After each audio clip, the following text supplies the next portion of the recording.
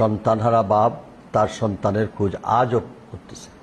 কাজে এই একটা বিভৎসময়, একটা জগদ্দল পাথরের মতো যে একটি স্বৈর শাসন আমাদের উপর চেপে বসেছিল, সেটা থেকে আল্লাহ পাক রাব্বুল আলামিন আমাদেরকে মুক্ত করেছেন। এর জন্য মহান রাব্বুল আলামিনের দরবারে শুকরিয়া আদায় করি।